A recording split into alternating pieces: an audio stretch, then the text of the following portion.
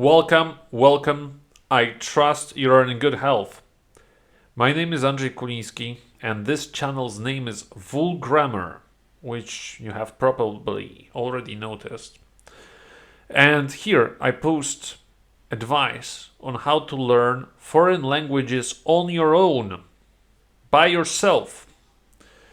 And when you glance at the rest of my channel, you most likely see that all other videos are recorded in Polish. And unless you know Polish or you are Polish, you understand nothing.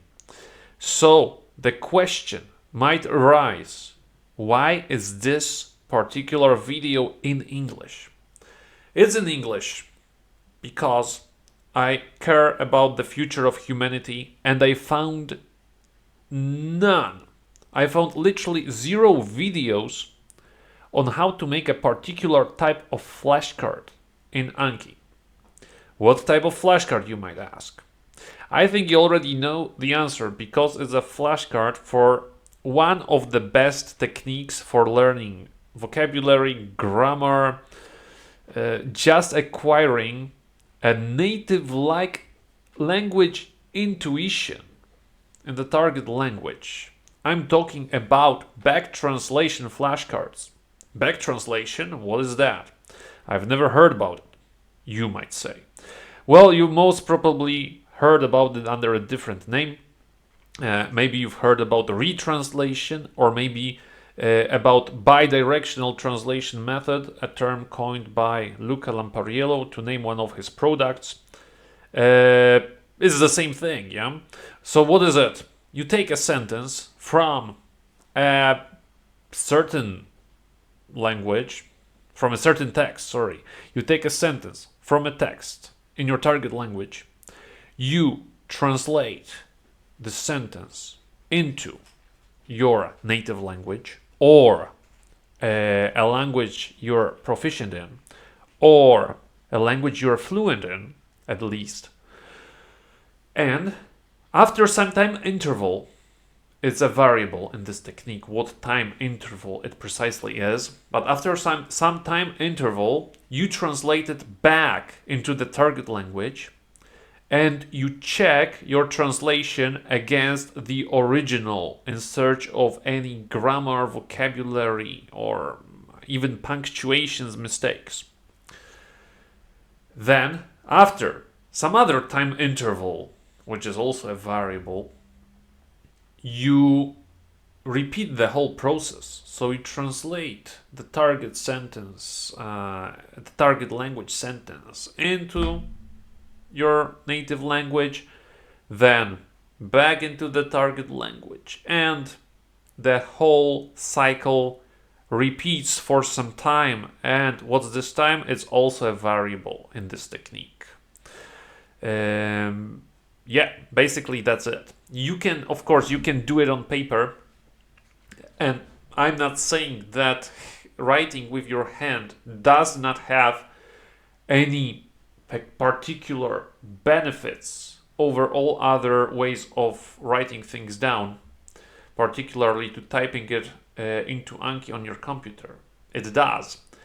However, when you do it on paper, you deprive yourself of mainly two things, which I think are speaking in favor of doing it in Anki. The first thing is that in Anki you can place, together with the written sentence, you can put there the audio track, which is reading the sentence out loud. And that's very important for beginners, and especially for people like me, with people who have problems with listening comprehension and developing decent pronunciation in the target language. My advice, as a side note here, is that when you start learning a language, and very likely till the end, which never occurs, till the end of your learning journey, you listen. Your listening is at least 51% of your input. Yeah, so you always do more listening than reading. Yeah, So that's the first advantage of using Anki for back translation. You can put audio there. And what's the other advantage? The other advantage is that the scheduling, the algorithm, the time intervals between translating one sentence into another are scheduled for you, like the program does it for you. You don't need to think about this. And when you learn every day, that's kind of a useful thing. That's a useful thing, because if you learn every day, you don't want to spend additional cognitive resources on thinking, oh, which batch of sentences should I revise today? Yeah? So Anki does it for you. And I think that these two benefits outweigh the benefits of doing back translation in your notebook. Also, like some people, especially those who follow advice from Refold, might say, oh, come on, it will take much more time than just doing typical input flashcards. So by input flashcards, I mean the ones that on the front of the flashcard you have the sentence in your target language, and optionally the audio, and on the other side you have the explanation.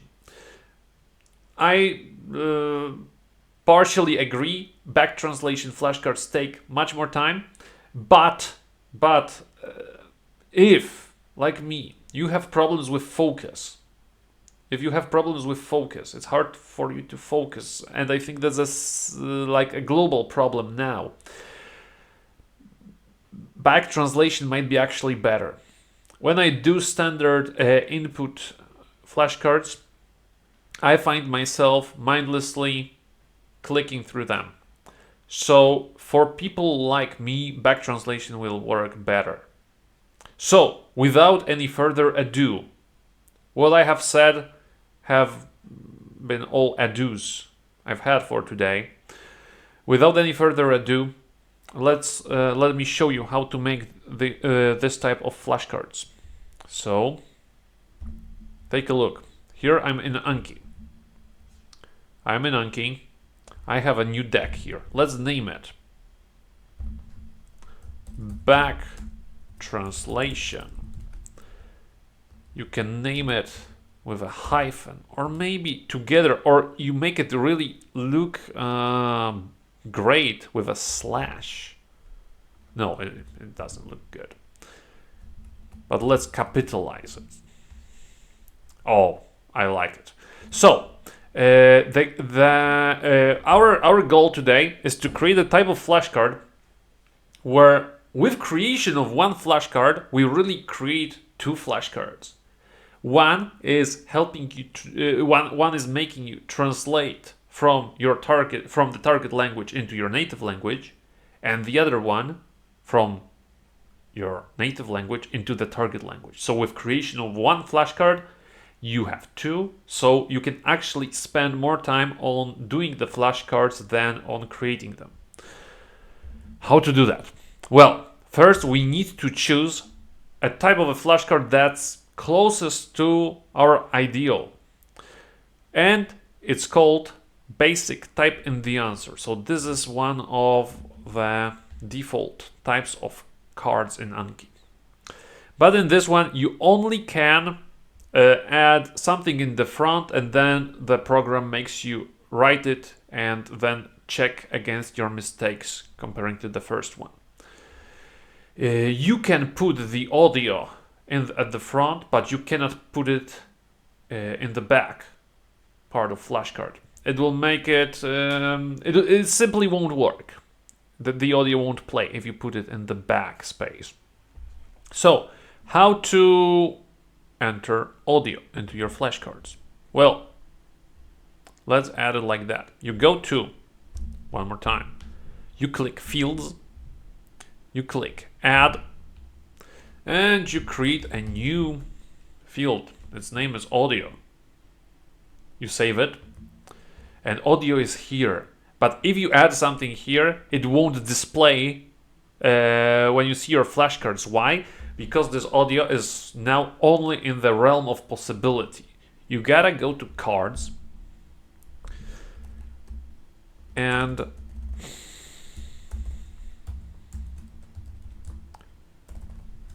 use this funny kind of brackets and insert audio here. Here, to make it more aesthetic, you do that. You make these semi-biblical brackets and write in them BR. That's like pressing enter in HTML. Then you go to the back template and you enter audio here. I like when my audio plays twice. So it would play when the flashcard is initially displayed and then after I submit my answer. So there's always more listening input. Yeah, so now we have it. We have audio in our translation flashcards, but they are not yet back translation. Well, how to make it, how to achieve this perfect situation where with creation of one flashcard we have two. I'm telling you. You go to, no, you don't go to fields, you go to cards. And now you need to do like the least intuitional and at the same time the most obscure thing in Anki, I think. If you know any other more obscure thing you can do in Anki, the one that's less intuitional, write it in the comments. You go to options here and you click add card type, the second option here. And what you basically do is gotta reverse everything. So look, here I have the front of my flashcard. I don't want the audio to play in the front, right? Because that will give away what I gotta write. So I delete it altogether and I change front into back and I change back into front.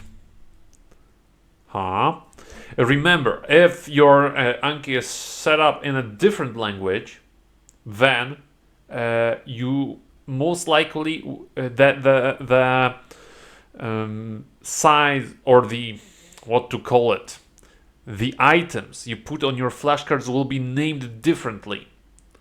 So you gotta, of course, enter the names that are in your Anki, not back and front. If you use a different language, they will be named differently. You go to the back template,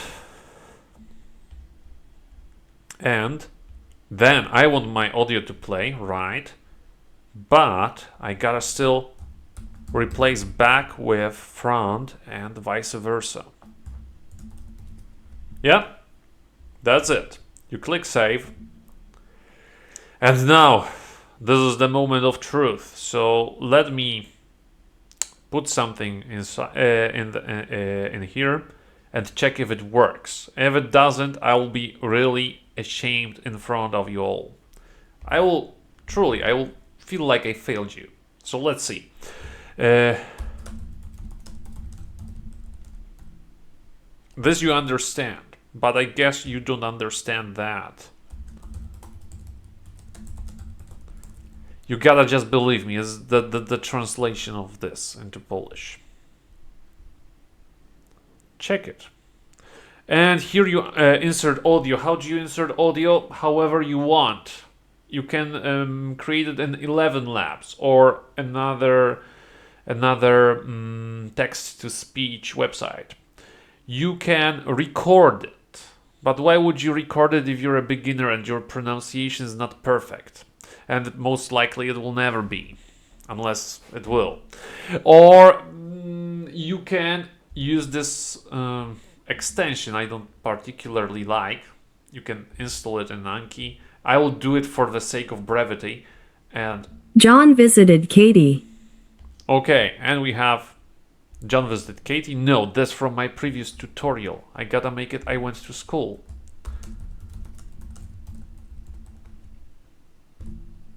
I went to school. Yeah, and remember, you always put the target language sentence first, and then your L1, your native language. Yeah, not the other way around, because then you will mess up everything. It won't work. It will be a failure. Yeah, we click add, the moment of truth I've mentioned before. And let's see. Wow, I really do have 2 flashcards now here. Let's see. I went to school. Let's write something. I went to school. So as you can see, it highlights what I did right. I did something right, even here. It grays everything I omitted, and it colors red everything that's my downfall. Okay. And take a look, another flashcard. Now I need to translate it back into the native language. I'm sorry, target language. I went to school. This time I achieved perfection. It's all green. I went to school. Yeah, and the algorithm of Anki makes you repeat it twice if you're 100% correct. It basically schedules everything for you. So yeah, that's it. That was a very lengthy material on how to make bidirectional translation or back translation flashcards in Anki. Could I do it in a shorter way? Of course I could, but no. For quick tutorials, you gotta find another channel. If I helped you, leave a comment down below, or like. Maybe even subscribe. I don't think I will ever record any other video in English. But you can subscribe if you liked it. Maybe you're gonna learn Polish, and my videos will be a source of comprehensible and compelling input to you. And you can always, pay me some money on Buy Coffee. The link is down below. So, thank you for watching it. I hope I helped. Truly, I hope I helped. Thank you, and see you next time.